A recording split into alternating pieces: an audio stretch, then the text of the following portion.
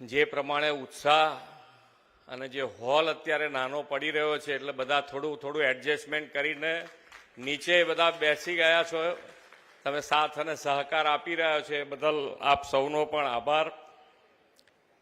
વિશ્વ નેતા અને યશસ્વી વડાપ્રધાન આદરણીય શ્રી નરેન્દ્રભાઈ મોદીએ પર્યાવરણ જાળવણીથી વિકાસનું દિશા દર્શન કર્યું છે.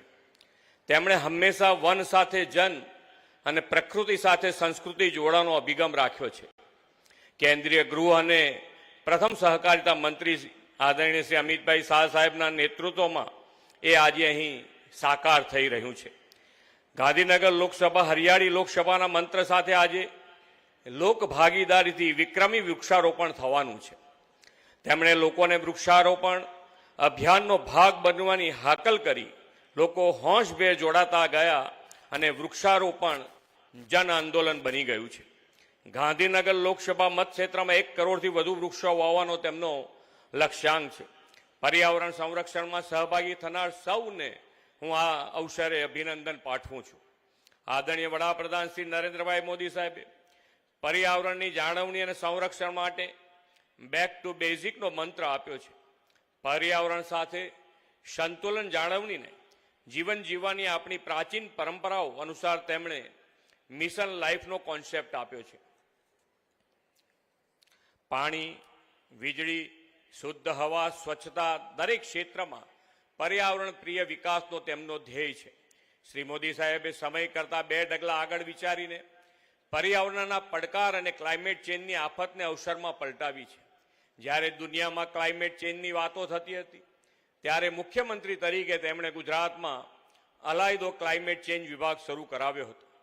કેચ ધ રેઇન અભિયાન અને અમૃત સરોવરના નિર્માણથી વરસાદી પાણીના સંચય અને સંગ્રહને તેમણે જન આંદોલન બનાવ્યું છે. વડાપ્રધાનશ્રીએ દરેક જિલ્લામાં 75 અમૃત સરોવર બનાવવાની પ્રેરણા આપી. આના પરિણામે સરેરાશ ભૂગર્ભ જળ સ્તર પણ વધ્યું છે.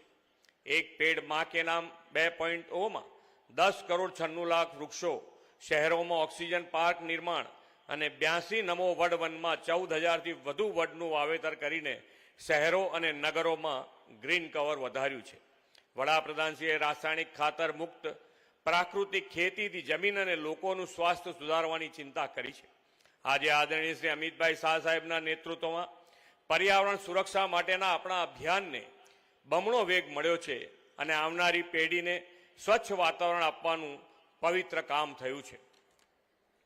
આદરણીય શ્રી અમિતભાઈએ પોતાના સંસદીય મતક્ષેત્ર ગાંધીનગરને દેશનું સૌથી વધુ વિકસિત સંસદીય ક્ષેત્ર બનાવવાની નેમ રાખી છે. આજનો કાર્યક્રમ પ્રકૃતિ દેવો ભવની સાથે નાગરિક દેવો ભવને પણ ચરિતાર્થ કરતો અનોખો કાર્યક્રમ છે. આજે એક જ દિવસમાં એક સાથે 405 કરોડ રૂપિયાના વિકાસ કામોના અને 101 ઓક્સિજન પાર્કના લોકાર્પણ તથા જનહિતના કામોના ખાતમુહૂર્તની ભેટ શ્રી અમિતભાઈ શાહ સાહેબ આપણને આપવાના છે. એએમટીએસ અને બીઆરટીએસને મળીને કુલ 155 જેટલી ઇકો ફ્રેન્ડલી એસી બસો નગરજનોની સેવામાં મૂકવામાં આવી છે, જેથી નાગરિકોને વધુ સારી બસ સેવા મળશે અને પ્રદૂષણની સમસ્યા પણ ઘટશે. આદરણીય શ્રી નરેન્દ્રભાઈ મોદી અને આદરણીય શ્રી અમિતભાઈના નેતૃત્વમાં દેશમાં ઇઝ ઓફ લિવિંગમાં ઉત્તરોત્તર વધારો થઈ રહ્યો છે. તે દિશામાં આજની મહાનગરપાલિકાની ઘણી સેવાઓ પણ ડિજિટલ થઈ રહી છે. વડાપ્રધાન શ્રી મોદી સાહેબે વિકસિત ભારત 2047નો સંકલ્પ આપ્યો છે.